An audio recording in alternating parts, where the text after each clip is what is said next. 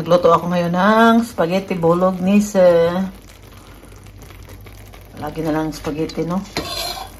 Isa kasi ito sa paborito ng mga anak ko ba. Itong spaghetti bolognese. Dinamihan ko kasi itong giniling ko, siya, kalahating kilo. Kaya dinamihan ko na.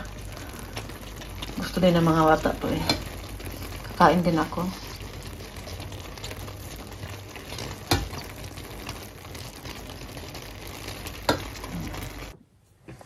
Ito pala yung dapat na inumin ni Uma, mga chameleon tea, ausgibogen milk. Ito ganito na yung tea na inumin ni Uma. At saka itong din, fenchel tea. Ito din siya. Ito na dapat ipainom kay Uma. Hindi na yung mga, bawal siya noong mga peppermint tea, mga short, mga black tea. Bawal siya noong. Kaya kailangan mag-ingat na talaga kami sa inibigay namin na pagkain ni Uma o yung mainom. Bawal na siya. Dami ng bawal. Nag-grocery pala kami kanina sa doon sa Sige, no? At nag-grocery din kami kanina sa saan pa kami nag-grocery ni Martin kanina? Sa Rive, konti lang. Bili kami ng apple. Ito yung bili namin. Bili din Martin to ng brush to sa kuko. Kasi yung trabaho ni Martin, no, minsan madumihan yung kuko niya ba kaya siya matagal na ako naghanap nito. Nandito lang pala to sa Rive. Huwag talaga smart yung sahay ba. At may binili din kami sa, binili namin sa Asian store. Pakita ko din.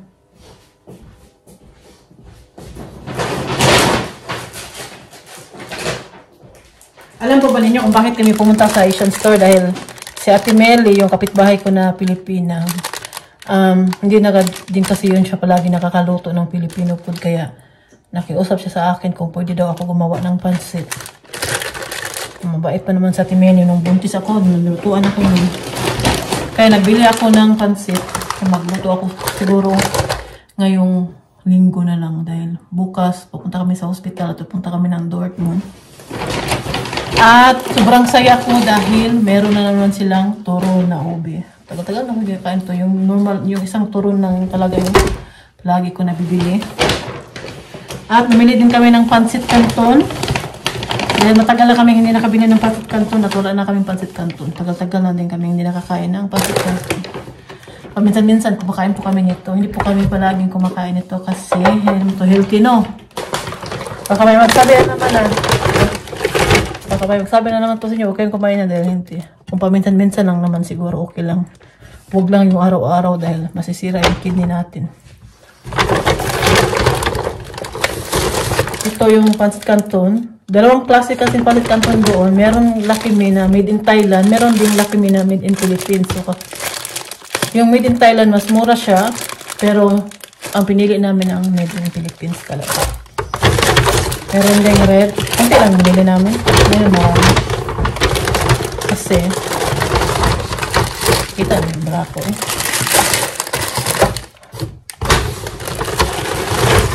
Ito yung mga pansit canton. Dalhin ko siya sa basement. Doon ko siya. At bumili din si Martin itong black pepper na sauce. Sarap to siya. Masarap siya ilagay sa karne. Black pepper na sauce. Laki din yung nabayaran namin sa Asian store. 58 euro. At bumili din pala ako ng rebis ko.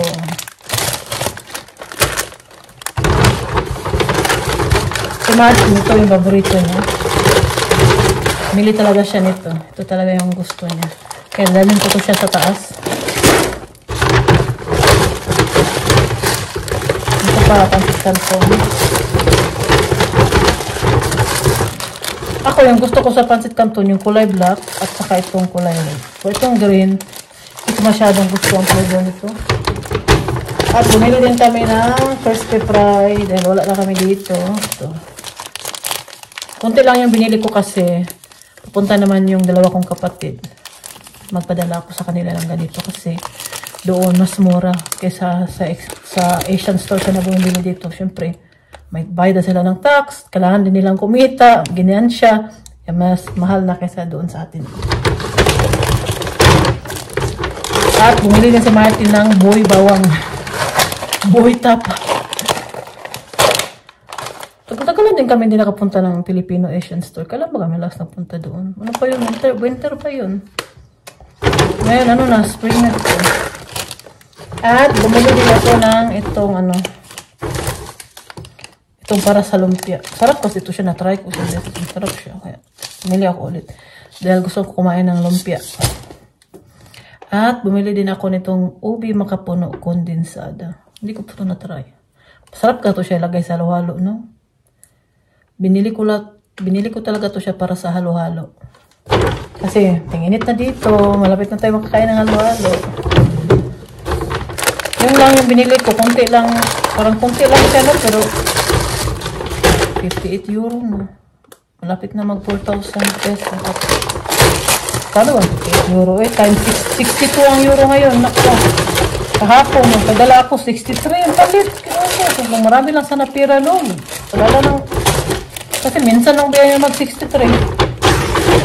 Marami lang sana tayong pera ba? Kaya tayong pera. Kunti lang yung budget natin. May binili kasi ako na bag ba. Kaya nagtitipid talaga ako ngayon. Binili ko yan siya last month. Wish ko kasi yan. Sabi ko ngayong birthday ko na to, hindi ako bibili para sa sarili ko. Hindi din ako magpaparegalo kay Martin ng mahaling na regalo kasi ngayong year na to, ano ba to? Mag-communion sa Fiona, gastos kami, no? Tapos birthday ni Martin, 60 birthday ni Martin. Tapos inimbita din kami ni Gemma ng kanyang 40 birthday. Tapos kasal pa ni Raquel, subaling 4 na okasyon ngayong taon na to. At nabili ako ng bag ba. Hindi ko alam kung tama itong ginagawa ko. Hindi. Wish ko kasi na magkaroon ng ganon. Kahit sikanhan lang siya. Pero yung presyo niya, hindi ko alam kung, sabi ko, reward ko na din sa sarili ko. Kay, ano ba ako masipag? Hindi ako magtrabaho. Joke lang. Kung reward ko na din sa sarili ko. Kay, sabi ko, ngayon, alam pa ba niyo, hindi po talaga ako namimili ng damit ngayon. Sobrang proud ko sa sarili ko dahil kahit marami akong nakita mga damit, no, hindi ako nagbumili. Bumili lang ako ng last month ng isang dress, yun ay susuotin ko sa komunyon ni Fiona, yun lang. Pero yung, iba pang mag-summer na, no, dahil mag-init na, mag-isip ko na, gusto kong bumili ng bago, kahit hindi naman mamahalin yung bilhin mo. Pero sabi ko, gusto ko talagang magtipid muna ngayon dahil nga, may binili ako. Ipakikita ko po sa inyo. Hindi ko alam kung ipakita ko siya o hindi. Pero may magsabi, kita-kita na naman yung binili nila. Alam nyo, may mga tao talaga na ayaw nila yung mga, minsan yung mga ginagawa natin ba. Pero hindi naman din natin mapigilan yung mga tao. Minsan, kung may gusto sila pakita, dahil reward mo din niya sa sarili nila. Okay, masipag mo sila magtrabaho. Kung ikaw masipag ka magtrabaho, may gusto kang bilhin sa sarili mo, mabili mo din yan. Mag-ipon, mga ganyan ba? Investment dahil ilagay ko itong pinamili namin. Sa taas kasi wala kami lalagyan doon.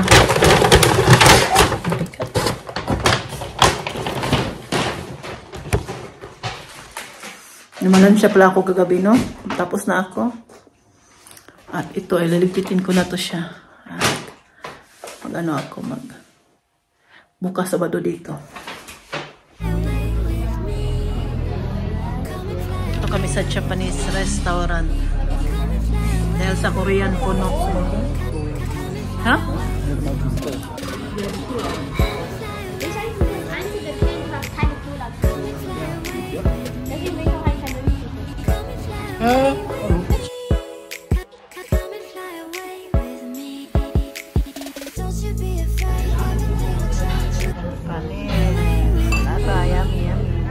Tapos na kaming kumain, busog na. Tapos Philip, oh, kulit, bata na to. Paita.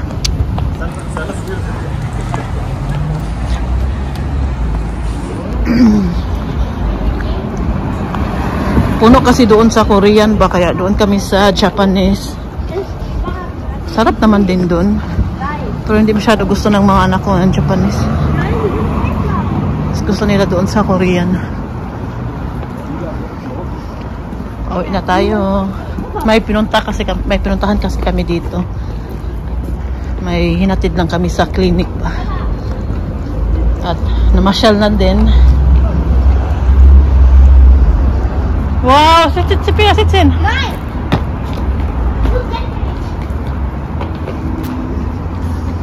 Punta pa ako sa Rebe. Magawa ako ng lumpia bukas.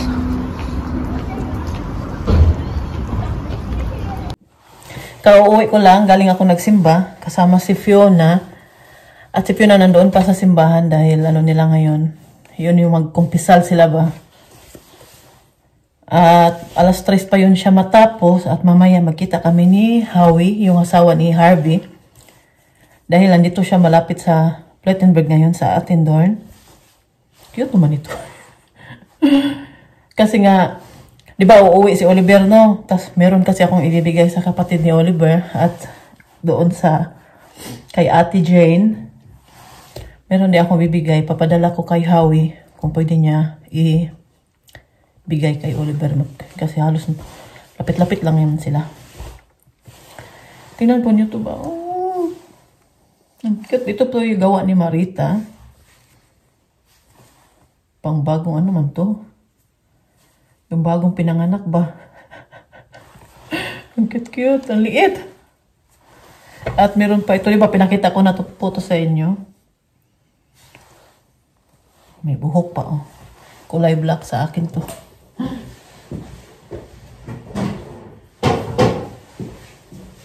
Yeah. Nag-dress pala ako ngayon. Oh, lamig pala. Malamig ang hangin. Ngayon nga, katatapos lang natin magsimba. Ito din ay blazer. Ito siya. Hindi po. Kay Raquela to. Isa, ano daw to ni Raquela sa inaanak niya. Kaya, ano natin yan eh. Sali natin sa ating ano. Ito din ay dress din to siya. Ang ganda pa ng style. O, tatlong ano pa dito. Paano ba ito suotin?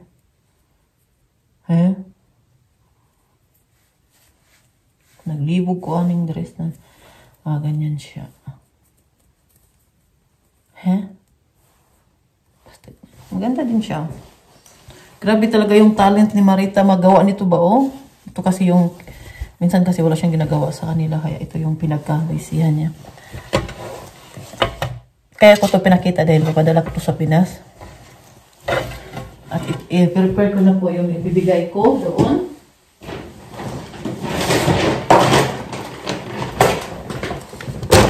Si Ate Kitty Jane kasi mahilig siya sa Hello Kitty, no? Sabi ko sa kanya, bigay ko to sa kanya tong Hello Kitty na ano ko. Nadamit ba? May ano pa siya, may sabon pa. Parang hindi na ano na linis ng maayos sa washing machine. Oh, may puti-puti. Kasi powder ang ginamit ko nito nung nilaban ko to ba? Nasobraan nata ng lagay ng sabon. At meron din ako ditong ipapadala na t-shirt sa aking pamangkin.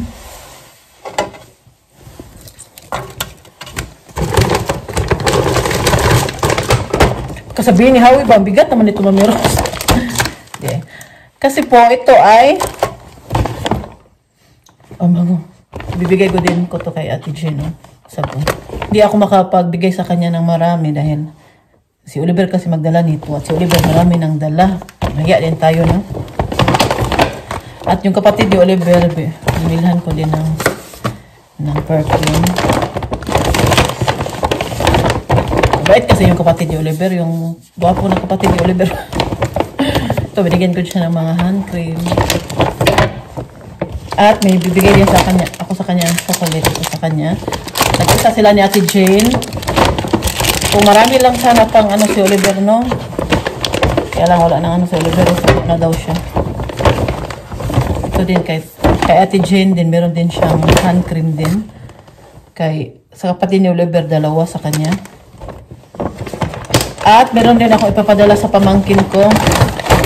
Ito kasi hindi pa ito niya na-try. Yung dalawa kong pamangkin ba? Tag-isa. At meron din akong ipapadalang dalawa pang chocolate din para sa... Ito lang naman. So ano to? 340 gram. Mahigit 1 kilo ito. Ituyo ako nito. Kaya hindi ko alam kung kasya siya. Titingnan na lang natin.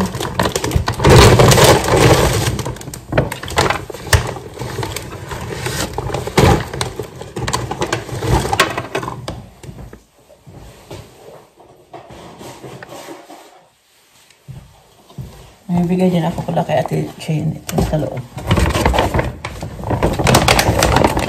Binigyan ako ng kaibigan ko nito ba? Para sa ano? Sa bathtub. Wala man kaming bathtub. Shower lang meron kami. So, arrange ko na siya.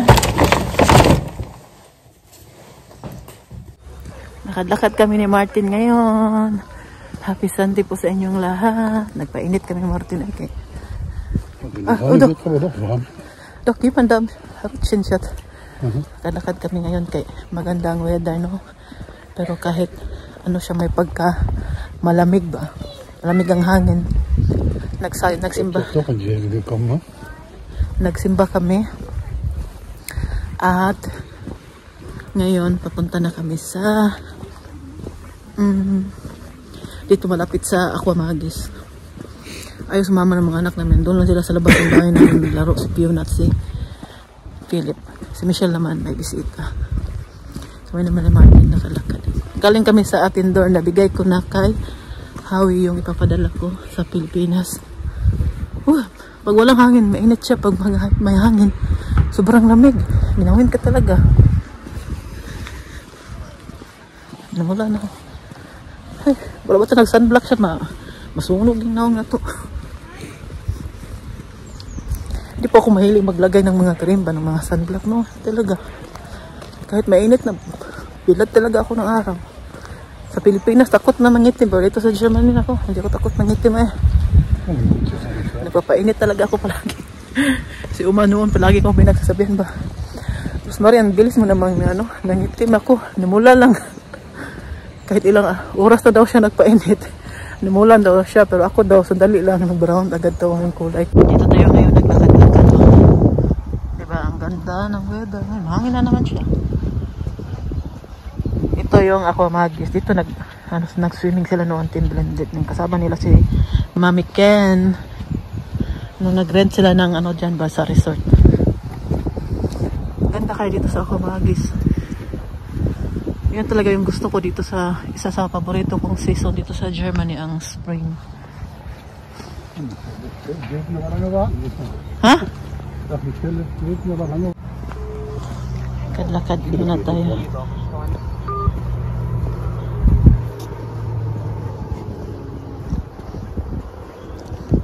Ganda ng weather eh.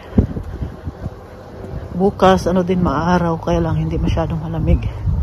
Bukas pala si Uma labas na sa hospital. Hindi masyadong ngayon. Grabe ba? Buti na lang sa awa ng shows at kalabas na si Uma bukas. Yun nga lang, dapat mag-ingat na kami sa mga pinibigay namin pagkain ni Uma. May dumaan na train. Okay.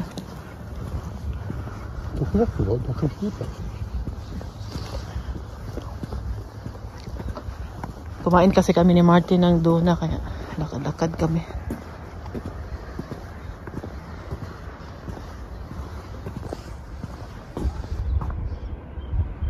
Basta siya sa bawal. Ganda dito oh. Ganda siguro maligo dyan oh. Pero ang bawal siya na. Hindi siya allowed. Hindi siya allowed swimming da.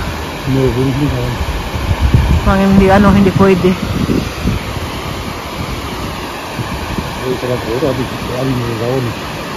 Das ist doch nicht tief, oder? Ja. Da oben hinter dem Berg, dahinter, da ist ein bisschen tief. Hindi naman daw yan malalim. Hindi naman. Hindi, ito ang maganda. Oh. Tabing ilog. Sa ilog.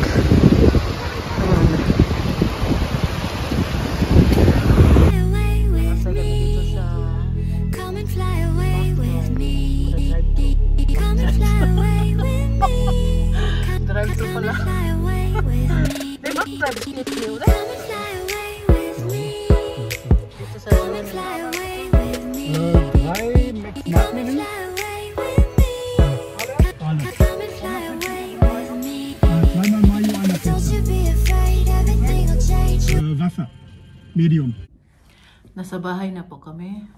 Punta kami saglit kay Uma dahil meron kaming iahati doon sa hospital. Kanina pumunta na kami, natulog si Uma. Kaya, hindi na namin siya tinusturbo, binayaan namin siyang matulog dahil alam namin na hindi siya nakakatulog talaga ng straight sa gabi ba. Kaya palagi natutulog sa... Ang ganda ng weather ngayon oh. Nandiyan na si Uma, kaya lang, yung naghatid sa kanya, kailangan pa ng 2 tao pa para magtulong magbuhat kay Uma papunta dito sa taas. Hirap kasi ng hagdanan namin eh. Puto na lang mababa itong mga taga, maghatid sa kanya. Tayin mo na, 5 minutes daw. Puti na lang na maaga-aga sila kasi alis na ako maya-maya. Magsundo ako kay Philip at Fiona. Ay, si Fiona lang pala. Si Philip, oo, yun mag-isa. Malapit lang yung ni Philip dito. Maglakad lang yun. Si Fiona kasi naawa ako maglakad ba kasi bigat ng bag niya. At pagod na yun. Alas 4 matapos sa eskwelahan. Alas 7:30 hinatid yun ni Martin. Kanina pa yun sa eskwelahan. Pagod na yun. Nandiyan na yung poyo ang tutulong kay Mag-arrange natin itong lagay natin ito yung mga tea niya ba? Madali na lang. Alam ko na kung saan ko nakukunin pag inumin ko si Uma ng tea. Mahilig po yan si Uma sa tea kahit noon pa. Yan yung iniinom niya gabi-gabi.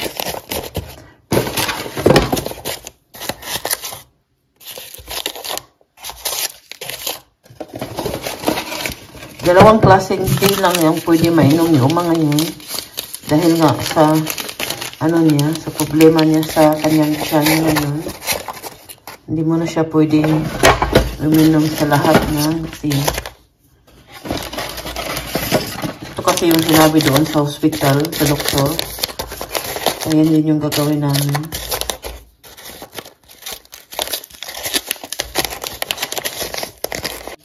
Ito lang yung muna ang pwedeng inumin ko ngayon. Chameleon tea. At saka yung, tawag niyan. Itong chameleon tea. Pencil tea pala to. Yan lang pwedeng inumin yung mga ngayon.